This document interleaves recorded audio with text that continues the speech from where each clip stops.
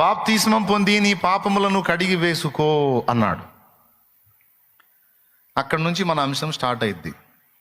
ఇప్పుడు ముందు చెప్పిన మాట, ఒకవేళ నిన్ను దేవుడు ఏ పాత్రగా ఏర్పరచుకున్నాడో ఆ విషయంలో నీకు స్పష్టత లేకపోతే దేవుని ముందు కూర్చొని స్పష్టంగా అడుగు. అడిగే తీరిక నాకు లేదు అంటే ఎట్లనో ఊరేగు. లేదా నిజంగా భక్తి ఆత్మీయత నీలో బతికుందా, అట్లయితే దేవుని ముందు కూర్చొని దేవుణ్ణి స్పష్టంగా అడుగు.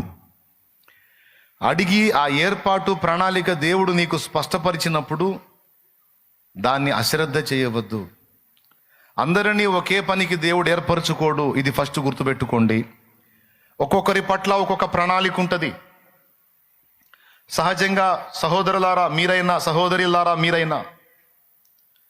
మీరందరూ ఆత్మీయతలో ఎదిగి బలపడి శిష్యులుగా ఎదుగుతున్నప్పుడు దేవుని కొరకు బతకాలి, దేవుని చిత్తం చేయాలి, దేవుని కొరకు ఫలించాలన్న ఆరాటం మీ గుండెల్లో స్టార్ట్ అయింది. స్తోత్రం చెప్పండి. అలా స్టార్ట్ అయినప్పుడు సహజంగా అందరికీ ఒకే టైపు పని చేయాలనే కోరిక కలిగిద్ది. ఏం కావాలి? నేను పాస్టర్ని అవ్వాలి, లేకపోతే సువార్థికుడిని అవ్వాలి, లేదా అపోస్తలుని అవ్వాలి, ప్రవక్తను అవ్వాలి. ఏదవ్వాలి? అసలు ఏం చేయాలి? నేను నా పట్ల దేవునికి ఉన్న ప్రణాళిక ఏంటి? నువ్వేం కావాలో, నిన్ను ఎందుకు నియమించుకున్నాడో నీకు తెలియదు. నిన్ను నిర్మించుకున్న యజమానుడికి తెలుసు. నీకు తెలియదు, నీ వారికి తెలియదు, ఆయనకు తెలుసు. ఆయనే చెప్పాలి నీకు. నువ్వేదో చేద్దాం అనుకుంటున్నావు, అది కాదు బాబు, నీ పట్ల నా ప్రణాళిక, నువ్వు ఇది చేయాలిదా అని ఆ సన్నివేశాలు నీ దృష్టికి వచ్చేటట్టు చేస్తాడు.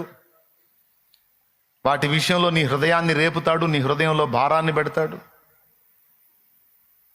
నువ్వు ఏ పని చేయాలో దానికి సంబంధించినటువంటి విషయాలు నీకు ముందే అనుగ్రహిస్తాడు. ముందే ప్రిపేర్ చేస్తాడు, నిన్ను చేసి తర్వాత దానికి అనుగుణ్యంగా నిన్ను నడిపిస్తాడు.